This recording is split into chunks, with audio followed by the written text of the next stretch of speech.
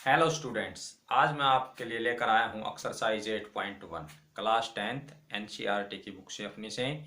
Problem जो है हमारी ट्रिग्नोमेट्री रिलेटेड है। क्वेश्चन नंबर 2 क्या कहता है? कहता है in figure find 10p minus cot R. कहता है इस फिगर के अंदर 10p माइनस कोट आर की वैल्यू बताइए। तो चलिए देखते हैं किस प्रकार करते हैं हम इनको। जैसा कि हम पहले वाले क्वेश्चंस के अंदर भी कर चुके हैं, अपनी पहली वीडियोज के अंदर भी कर चुके हैं। हमें एक ट्रायंगल दिया गया है P Q R.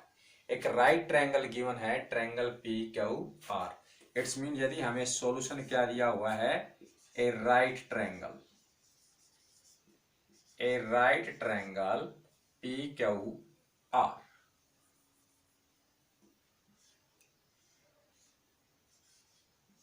PQR in which angle Q equal to 90 degree and PQ equal to 12 centimeter and PR equal to में 13 सेंटीमीटर। अब हमें फाइंड करना है कि बताइए 10p माइनस कोट आर की वैल्यू क्या होगी। तो सबसे पहले हमें 10p की वैल्यू निकालनी होगी। 10p की वैल्यू 10p की वैल्यू हमें निकालनी है 10p। और हमें पता है 10p किसके इक्वल होता है। आपको मैंने फॉर्मूला बताया था अपना, याद रखें। पंडित बद्री प्रसाद हर हर भोले, हर हर भोले।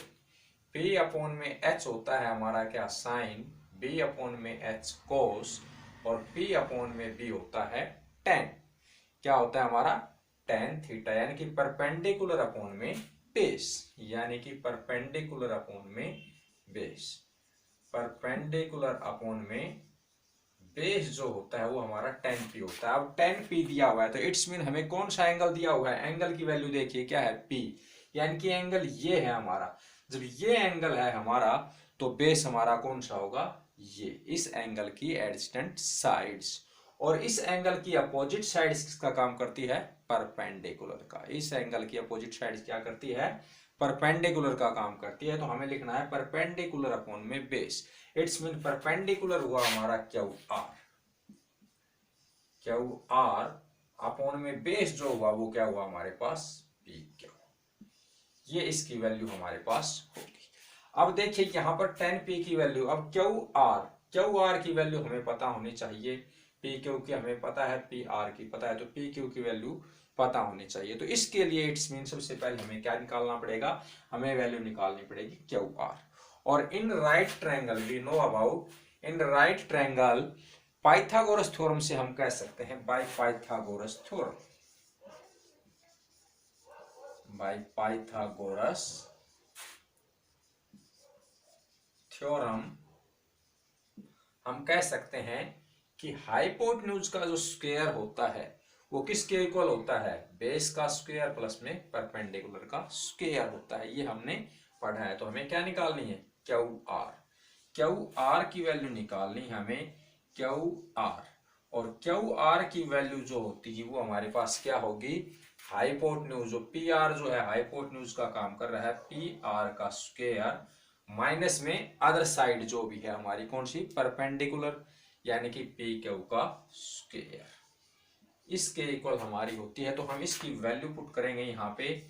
पी आर की वैल्यू दी है हमें 13, यानी कि 13 का स्क्वायर माइनस पी क्यू दी है हमारे पास 12, यानी कि 12 का स्क्वायर। तो हम कहेंगे 13 का स्क्वायर 169 एंड 12 का स्क्वायर 144, और ये हमारे पास आ जाता है 160 माइनस 144, ये आ जाता है हमारे पास 25, और 25 का स्क्वायर रूट आ जाता है हमारे पास 5। It's mean 5 centimetre. Q R जो है वो क्या आ गई हमारे पास, क्यू आर की वैल्यू हमें पता चल गई 5 सेंटीमीटर। यहां से सबसे पहले हम क्यू आर का पता लगाएंगे। तो हमें 10p की वैल्यू चाहिए, तो 10p के लिए हमने क्या कहा, क्यू आर अपॉन में पी क्यू। तो हम 10p की वैल्यू निकालते हैं। 10p is equal to Q R. Q R की वैल्यू क्या आई है हमारी, 5 सेंटीमीटर। यहां से 5 अपॉन में पी क्यू की वैल्यू हमारे पास क्या है, 12। यह आ गया हमारे पास 12। tan P की वैल्यू आ गई हमारे पास 5 कोण में 12। उसमें से हमने माइनस क्या करना है, कोट R की वैल्यू। तो यानी कि कोट R की वैल्यू और निकालेंगे। अब देखिए थीटा हमें क्या है, R है। अब की बार जो थीटा दिया हुआ है R दिया हुआ है, इट्स मीन थीटा ये है। जब ये थीटा है तो इसकी अपोजिट साइड्स क्या होगी, परपेंडिकुलर।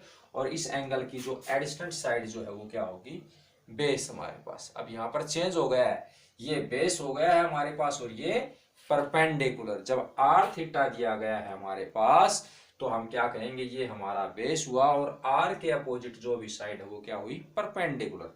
अब कोट थीटा क्या होता है हमारा, बेस अपॉन में परपेंडिकुलर, इसका उल्टा, बेस अपॉन में परपेंडिकुलर।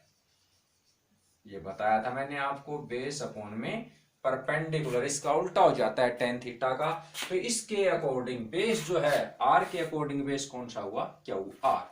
तो हम लिखेंगे क्यू आर, बेस के अकॉर्डिंग हुआ क्यू आर अपॉन में पी क्यू। परपेंडिकुलर जो हुआ वो पी क्यू हुआ, ये उल्टा हो गया हमारे पास। और कोट आर की जो वैल्यू आ जाती है वो आ जाती है हमारे पास क्यू आर। क्यू आर की वैल्यू क्या है, देखिए यहां से 5 सेंटीमीटर, 5 अपॉन में पी क्यू की वैल्यू क्या है 12, यह आ गई हमारे पास 12। तो कोट आर की वैल्यू भी आ गई है हमारे पास 5 अपॉन में 12। टेन पी की वैल्यू 5 अपॉन में 12 एंड कोट आर की वैल्यू भी 5 अपॉन में 12, ये हमारे पास आ गई है। अब हम क्या करते हैं, हम करेंगे अब क्या, दोनों की वैल्यू इसके अंदर पुट कर देंगे। हमें दिया है ten P minus cot R, ten P minus cot R की वैल्यू निकालनी है। तो हम कहेंगे टेन पी की वैल्यू 5 कोण में 12 माइनस में 5 कोण में 12, 5 कोण 12 माइनस 5 कोण में 12 क्या बचेगा हमारे पास 0। It's mean ten P minus cot R की वैल्यू जो होगी वो क्या होगी, इक्वल टू 0। ये हमारा क्या होगा, इसका सॉल्यूशन होगा, ये हमारा सॉल्यूशन होगा इसका। समझ गए होंगे अच्छे से। चलिए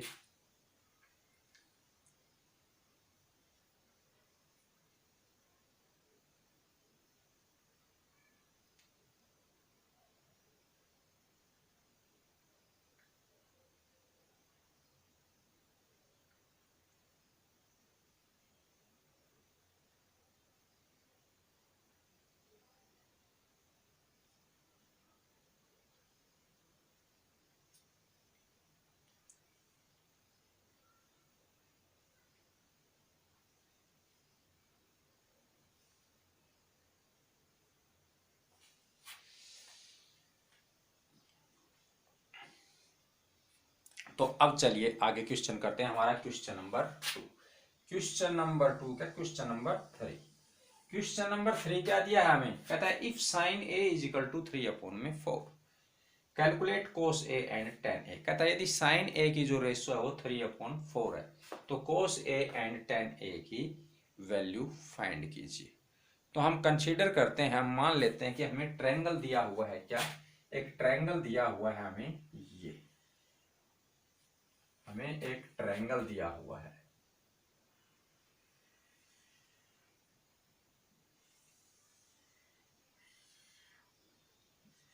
ए बी एंड सी।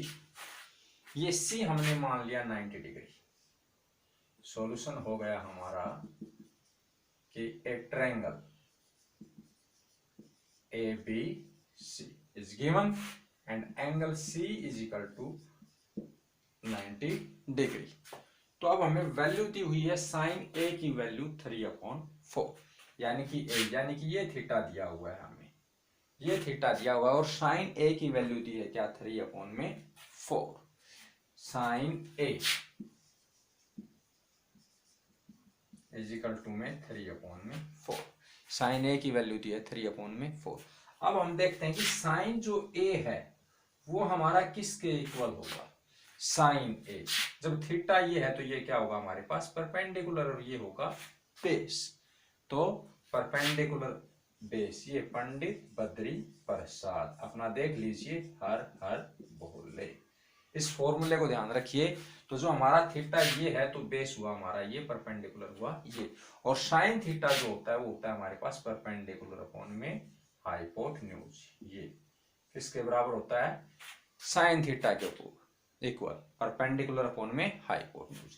तो परपेंडिकुलर हुआ हमारा बीसी एंड हाइपोटेन्यूज जो हुई वो क्या हुई? AB.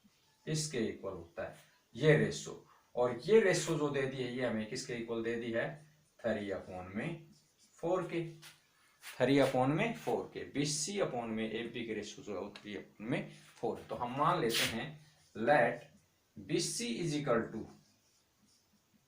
3K and AB is equal to में एक्चुअल है 4K। ये रेशो दी हुई थी हमने, और रेशो के से हमने एक्चुअल वैल्यू मान ली कि BC की जो लेंथ है वो है हमारे पास क्या? 3K, और AB की जो वैल्यू है वो क्या है हमारे पास? 4K। अब हमें कोस A की वैल्यू चाहिए, और कोस A की वैल्यू देखिए, कोस A की वैल्यू ये है, तब हमारे पास B अपॉन में बेस अपॉन में हाइपोटेन्यूज, यानी कि ये कोस थीटा होता है हमारे पास बेस अपॉन में हाइपोटेन्यूज। तो बेस ये हुआ हमारे पास थीटा के अकॉर्डिंग बेस, ये हुआ हाइपोटेन्यूज ये हुई। तो बेस की वैल्यू हमें पता होनी चाहिए। तो बाय पाइथागोरस थ्योरम सबसे पहले हम क्या निकालेंगे? बेस की वैल्यू निकालेंगे बाय पाइथागोरस थ्योरम।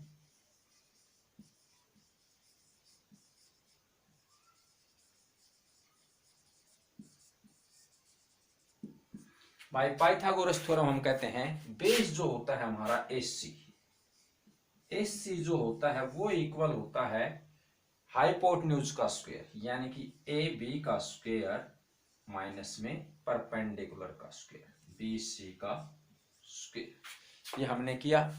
तो हम करते हैं एस सी ए बी की वैल्यू हमारे पास क्या है? 4K, यानी कि 4K का स्क्वायर माइनस में बी सी जो है वो हमारे पास है 3K स्क्वायर। तो इसका स्क्वायर 4K का square 16K square and minus में 3K का स्क्वायर 9K का स्क्वायर। ये आ गई वैल्यू हमारे पास। अब यहां से हम क्या करते हैं? 16K का स्क्वायर ये हमारे पास आ गया AC इज इक्वल टू आ गया हमारे पास 16K square minus 9K square, क्या हो गया हमारे पास? 7K स्क्वायर, और K स्क्वायर का स्क्वायर रूट आ गया K√7। ये वैल्यू आ गई, या हम लिख सकते हैं √7 एंड K।